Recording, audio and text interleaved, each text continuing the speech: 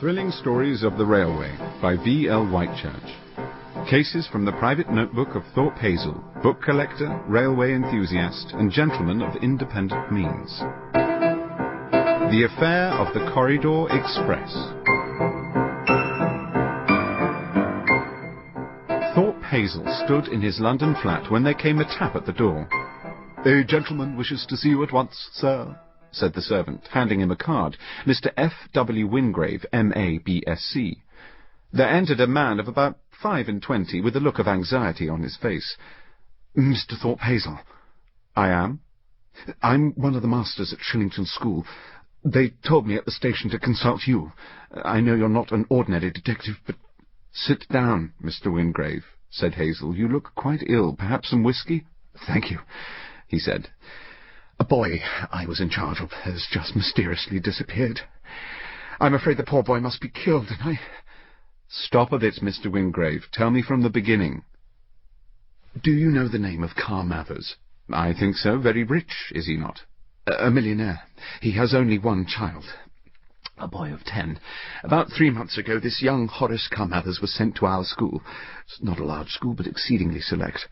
You will understand that in such an establishment the most scrupulous care is exercised to guard against any outside influences." "Kidnapping, for example?" "Exactly. Well, this morning Dr. Spring, the headmaster, received a telegram about Horace Cumberbatch requesting that he be sent up to town. I have it with me."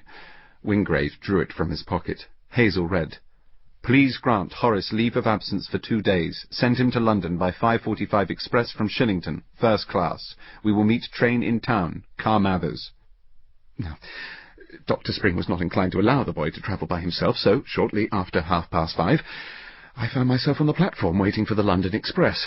"Stop a moment," interrupted Hazell, sipping a glass of filtered water. "Was there anything to be noticed before the train started?" "2 men seemed to be watching me rather closely when I took the tickets. We took our seats in first class." "Please describe the exact position." "Our carriage was the third from the front. It was a corridor train with access from carriage to carriage all the way through. Horace and myself were in a compartment alone. After a bit he grew fidgety, as boys will." "Was the corridor of your carriage on the left or the right, supposing you were facing the engine?" "The left." "Very well. Go on." "It was about 6:30. I drew his attention to Rotherham Castle, on the left side of the train. He went out into the corridor to get a better view. He seemed interested in the corridor itself, looking about him, and once or twice shutting and opening the door of our compartment. I ought to have kept a sharper eye on him, but I never dreamed that any accident could happen. I was reading a paper, so it may have been 7 or 8 minutes before I looked up. Horace had disappeared." "You don't know which way he went?" inquired Hazell. "I couldn't say. I waited a minute, and then I searched the lavatories, but they were both empty. I looked in all the other compartments of the carriage, and asked their occupants if they had seen him, but no one had." "Do you remember how these compartments were occupied?" "Yes. The first was reserved for ladies. The next was a smoker with 3 gentlemen. Ours came next. Then, going towards the front of the train, were the 2 men I'd noticed at Shillington. The last compartment had a gentleman and a lady and their 3 children." "Those 2 men, what were they doing?" "One was reading a book and the other was sleeping." "Go on." "Well, I was in a fright, and pulled the electric communicator. The front guard came along the corridor. I told him I'd lost my charge, and asked him if he would mind my making a thorough search of the train with him. We examined every compartment from end to end of the train. We looked under every seat, searched all the lavatories, every corner of the train, and we found absolutely no trace of Horace Cumberbatch." "Had the train stopped?" "No, it was going at full speed all the time. It slowed down after we had finished the search, but it never quite stopped." "We'll come to that presently. Was it still daylight?" "Dusk, but the train lamps were lit." Thorpe Hazell lit a cigarette and smoked furiously, motioning to his companion to keep quiet. Suddenly he said, "How about the window, in the compartment of those 2 men?" "It was shut." "Would it have been to anyone's interest to have murdered the boy?" I don't think so. I don't see how it could be." "Very well," replied Hazell. "Go on and tell me all that happened." "Well, I was at my wit's end. So was the guard. We both agreed, however, that nothing more could be done until we reached London. Somehow my strongest suspicions concerning those two men were aroused, and I travelled in their compartment for the rest of the journey. Oh, did anything happen? Nothing. They both drove off in a hansom. And then? Mr. Carmathers was nowhere to be seen. I took a hansom to his home only to discover he's on the continent for a week. Then I came to you. The inspector had advised me to do so, and that's the whole story. Well, replied Hazell, it's clear there is a plot to kidnap the boy. You might have been better off if you had followed the two men. But they went off alone. Exactly. It's my belief they had originally intended doing so after disposing of Horace, and that they carried out their intentions.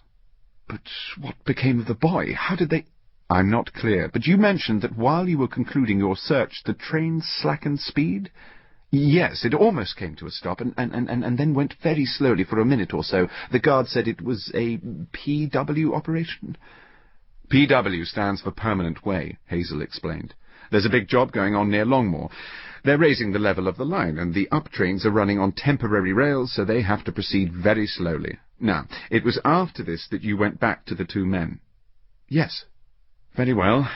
Let me think the thing over. More whiskey. You might also like to glance at the contents of my bookcase. If you know anything of first editions, they will interest you. Wingrave paid small heed to the books, but watched Hazell anxiously as the latter smoked cigarette after cigarette, his brows knit in deep thought. After a bit he said slowly, I am going to work upon the theory that the boy has been kidnapped, and that the original intention has been carried out, in spite of your presence in the train.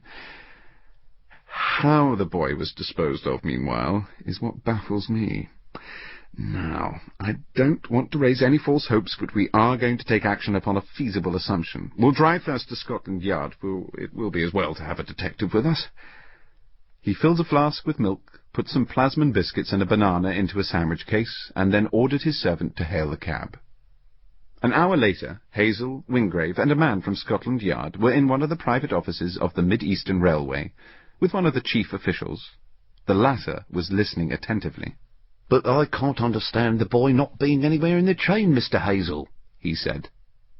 I can partly, replied Hazell. But first, let me see if my theory is correct. By all means. There's a down train in a few minutes. I'll go with you. He walked forward to the engine and gave instructions to the driver. They took their seats, and after half an hour or so they passed a station. Hazell put his head out of the window. A red light showed. The train came almost to a stop, then proceeded slowly, when the same man who had shown the red light changed it to green. They could see him as they passed, standing close to a temporary hut. It was his duty to warn all approaching drivers, so he was stationed some 300 yards in front of the bit of line that was being operated upon. Very soon they were passing this bit. Naphtha lamps shed a weird light over a busy scene, for work continued night and day. A score of sturdy navvies were shovelling and picking along the track. On the other side of the operations, at the same distance, was another hut, with a guardian for the up train. Instead of increasing the speed in passing this hut, which could have been usual, the driver brought the train almost to a standstill. The four men got out, jumping from the footboard, and the train went on. They could see the man standing outside the hut, dimly outlined by a fire in a brazier close by. "What are you doing here?" he cried. "You're trespassing." "I am Mr. Mills, Assistant Superintendent of the line," replied the official. "Beg pardon, sir, but how was I to know that?" growled the man. "Quite right. It is your duty to warn off strangers. How long have you been stationed here?" "I came on at 5 o'clock, sir." "Got the hut to yourself?" "Yes, sir." Without another word, Mr. Mills walked to the door of the hut. The man moved and stood with his back to it.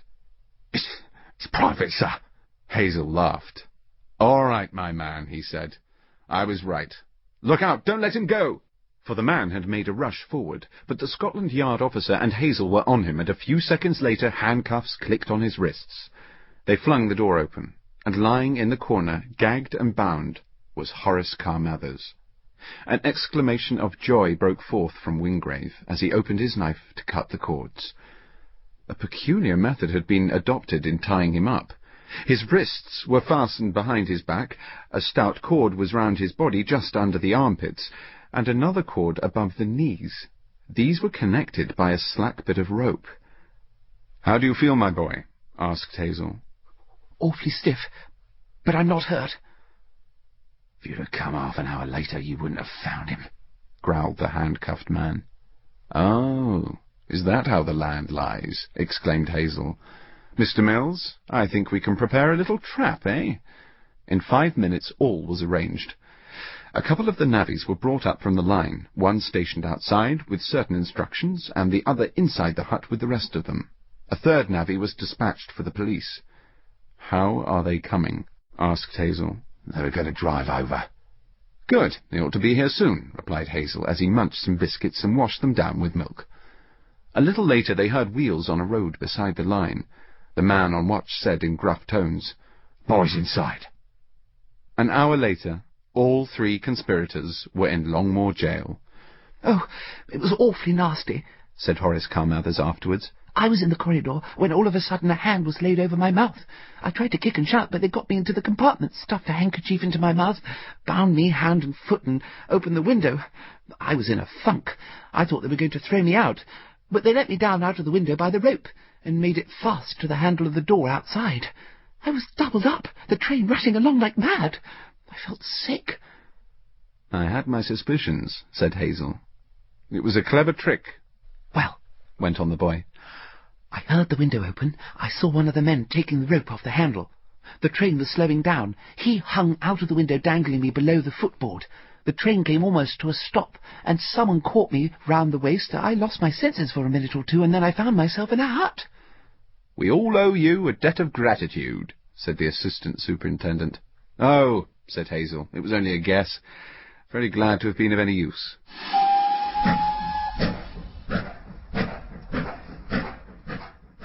Afterwards, Mr. Carmathers himself called on Hazell.